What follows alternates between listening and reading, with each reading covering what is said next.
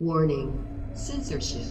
Warning, censorship. If you could say something to Dr. Bonnie Henry about her decision to keep the churches closed, what would you say? Church is essential. If you're going to keep the liquor stores open, you're going to keep the big box stores open where people can be neck to neck, you got to let people worship. It's needed. People need this. This has saved my life. My life matters. I would say that this is even more essential than a support group. We're not going to stop.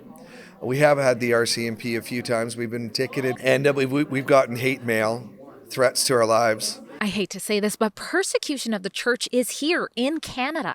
And we at Rebel News continue to cover plenty of examples of it, anything from discriminatory COVID-19 restrictions, outrageous fines, threats of arrest, and now, as you'll see in today's report, threats of losing their lease and physical harm to the Christians who believe in-person worship services are essential. Faith is not a building. That's what BC's Public Health Officer, Dr. Bonnie Henry, said in response to the Christian churches in BC who have been standing in the gap to offer in-person services to those who believe that that type of worship is essential to them. Kelowna's Harvest Fellowship is one of those churches. They've received thousands of dollars in fines, threat to losing their lease, and hate and threats of harm from their community for literally saving lives, as you'll see in this report. Now, it shouldn't be all that surprising that that's what goes on at their church. After all, I thought all pastors were in the business of saving lives, not just the lives that are okay on Zoom. Dr. Henry likes to point out that she spoke to some religious leaders in BC who are on board with closing their doors, but just because those leaders believe that all of their congregants are managing to stay healthy without their in-person religious community doesn't mean that's the case for all places of worship. Dr. Henry has had months to realign her unbalanced decision to ban all religious gatherings and fairly acknowledge that many of these places offer so much more than just worship to their communities.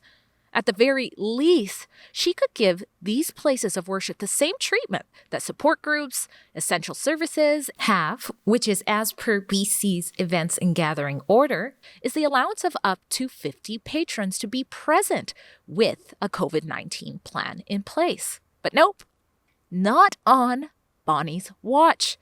We at Rebel News, on the other hand, will not cower away from the truth that churches and freedom of religion is essential for Canadians. Through our website called fightthefines.com, we offer free lawyers and counsel to those receiving tyrannical fines, including churchgoers, thanks to people just like you who have donated there to our growing legal clinic. We also have a website called iwillopen.com. That's where we help amplify the voice of people like Pastor Art and Heather Lucier from Harvest Fellowship, who say that despite public health orders that deem them less important than nearly everything else, they will be open, and here is why. We love you all. Can't get enough. All this is for you, Jesus. So it's been 35 years since I've been to church. And you're in church when it's banned by Bonnie. Yeah, exactly. I've lost 2 jobs since since COVID. And being isolated has been really difficult for me. And I used to go to church with my grandma. And I started coming to church in December. And it has saved my life. Wow. And you know what's interesting about this? The church is being closed for saving lives, but pastors always thought they were saving lives by opening their doors, and you're a perfect example of that. Now, I want to ask you, because I think it's relevant, one of the jobs, if you want to explain why you lost one of your jobs. I lost a job from going to a protest. Wow. Something we're supposed to have the right to do. Yeah. Fighting for freedom. I've been away for about,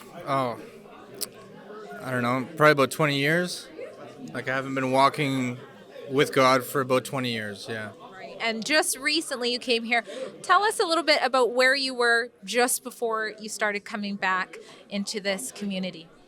I was downtown East Side Vancouver, smoking heroin. Wow. And so how long ago was that? That was just before October 31st. I came up here October 30th. I was here on Halloween. And I reached out for some help, and Art and Heather were there to help me. They've always been a supportive factor in my life, and they've always wanted what's best for me. And even though I haven't wanted what's best for myself, right?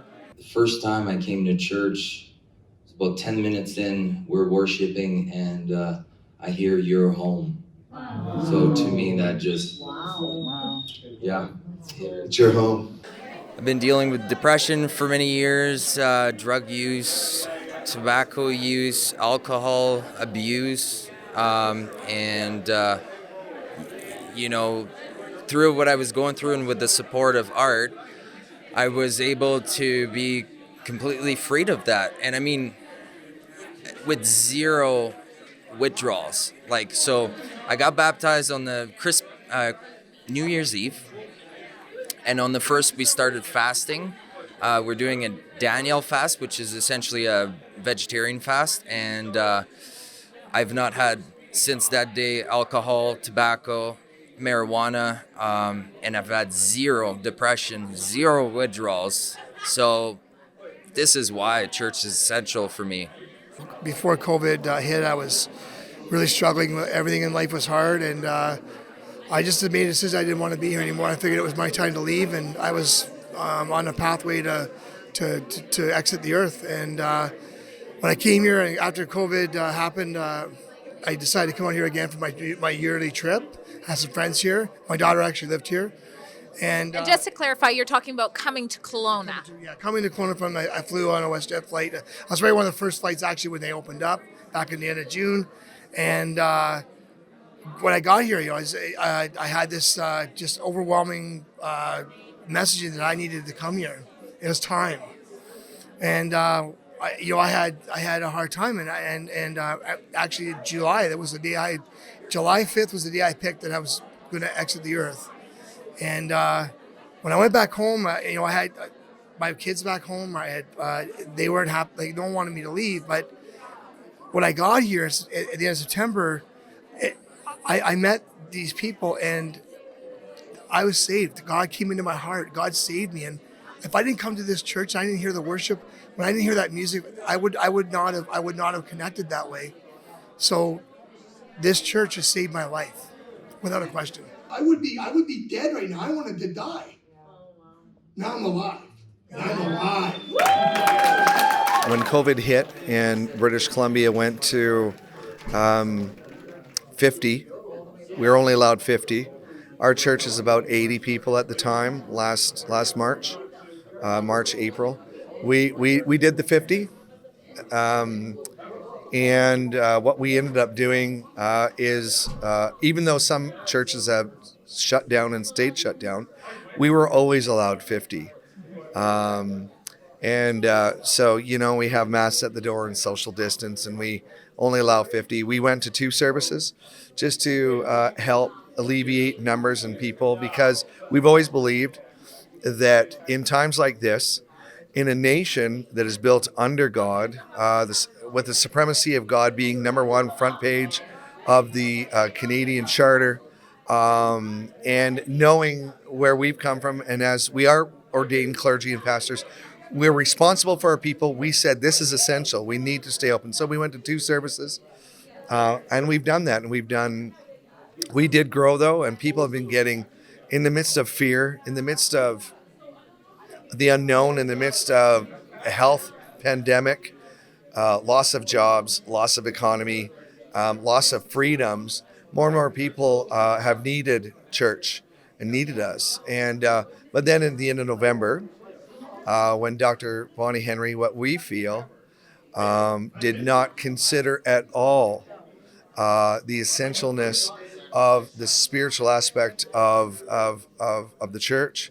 And indeed, we have the government who spent millions, even billions of dollars with spiritual emphasis for First Peoples. They know that, and I'm card carrying Métis, that it's important for the spiritual aspect of life and a holistic approach. You cannot get through Zoom. So when Bonnie Henry said just unilaterally, you can't even come to church with 10 people with masks, we felt very slighted.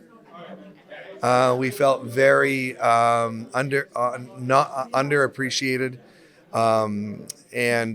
So we had to look at the Canadian Charter. We had to look at the Word of God, which maybe Bonnie Henry and people don't like to look at. But number one, we felt that we were supposed to continue to meet, and number two, the Canadian Charter is so clear. Even in an emergency act, we still have the right. This is not about our rights, though, that we're gathering. We've not stopped. We're not going to stop. We have had the RCMP a few times. We've been ticketed, and we've gotten hate mail, threats to our lives. But you know what? We're not doing it here out of popularity. We look at Africa or China or Cuba. If like with China, they meet still the church underground in caves where they don't even sing. And they wish that they could just pay $2,300 and still meet. So Absolutely. And they're meeting underground here, too. I don't know if people realize that. But Dr. Bonnie Henry says things like, well, faith is not a building, and churches have been shown to show some spread. So how would you address those concerns and then still have your doors open? Well, at this point, we've done everything that we can as far as the requirements. So we ask people to, stay home if they're not well, and we ask them to, use hand sanitizer. If they want to wear masks, they can do so. But we've not had any spreads from our church at this point. And, hopefully that won't happen. We sanitize more than we have in the past. And so we're doing everything. I guess, my feeling is you could go to church, but then you could go to Walmart and get your groceries and get, COVID from the shopping cart or something like that. So I just feel like it, to not open church because we're afraid of, this so-called pandemic. And yet you can go other places, you go into the bars and all of that kind of a thing. There's just such duplicity and such a double standard to it. And, my heart is, God tells us to walk in unity. And I feel like this is actually an opportunity from the Lord for churches to come together united and to take a united stand. And I feel like so many of them are missing that. And because of fear. And if it takes, a fine to see lives changed, to see people transformed, then we're willing to do that. I think every day I say to God, what are you doing? Because truly we are in such unprecedented times. If you could say something to Dr. Bonnie Henry about her decision to keep the churches closed, what would you say? Church is essential. If you're going to keep the liquor stores open, you're going to keep the big box stores open where people can be neck to neck, you got to let people worship. It's needed. People need this. This has saved my life. My life matters. I would say that this is even more essential than a support group, right? They've helped me get my life back together, get it back on track when nothing else was going to help me.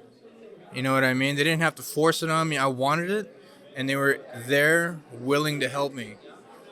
I don't see anything wrong, with gathering with people that love and care about you and want what's best for you. I was addicted to dope. I'm ashamed to say that. I'm ashamed to say that I drank for 20 years. I became a person that I'm not proud of, and I did a lot of things I'm not proud of. But all through that, I know that God's always been with me by my side. Right? Even when I didn't deserve it. How would this whole situation for you, how would it look any different if this community and the doors were closed? I'd be dead. Seriously, I'd still be down in Vancouver. I'd still be smoking heroin, and I'd still be making the death decisions that I was before. And I really hope that this testimony and other people's testimonies here can change the vision of how they see church and gathering as not such a bad thing, because it's not. It's actually helping people. It's keeping people alive. It's more essential than some of the things that they're allowing right now. I would say that, if stores are allowed to be open, there's no God is everywhere. I agree with that. But at the end of the day, if we have a place of worship that allows us to be loved, supported, cared for, uplifted, and literally mentally healed, and feelings like I don't know what else you could argue about the benefits of what church is bringing. So it's a no-brainer. Church should be open. And so what do you think your life would be like now if this church decided to keep their doors closed? Well, it would be really hard for especially when when you find you get this overwhelming feeling, you connect with God the way I have. It's part of being able to talk to people that have, like, when you're having struggles, and not being alone and being isolated, and not being able to connect with people the way we did tonight, and the way we do every weekend. Matter of fact, we're friendship, we have kinship, fellowship.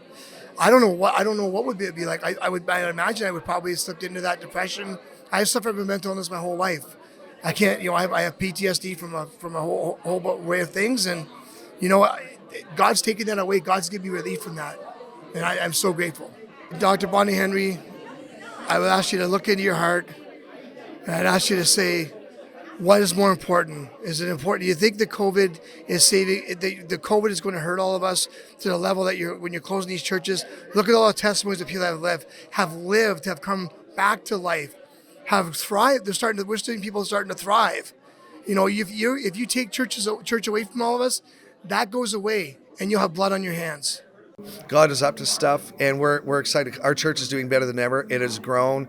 People are coming to the Lord. I'm saying to Canada, it's time to open the church. And by the way, our lawyers who are Christians, JCCF, have said, you know what? If all of the churches opened up, there would be nothing that the government or Trudeau or the RCMP or Bonnie Henry could ever do, because it's in our rights. But again, we're not doing it out of rebellion, but we're doing it out of obedience. Our people need us. Church is essential. This is important. And we have not shut down at all. We don't plan to. And if we did lose it, we'll go somewhere. We'll build a barn fast too. Fast we will. We will not stop. We will not stop. We cannot, because we want to see people succeed. My heart is to see you succeed. And that is through Christ. The Bible talks about being able to tell things by the quality of the fruit. And I got to tell you, it was quite obvious that lives are being saved here today. So I want to thank you guys for opening up your doors. And I hope that when people watch this and they were kind of, ready to send you a death note on an email, maybe they'll think twice about that now and kind of have a change of heart and Dr. Bonnie Henry as well. Now, at Rebel News, we have a special website called iwillopen.com, and that's for businesses, that's for churches, or any place of worship that says, you know what?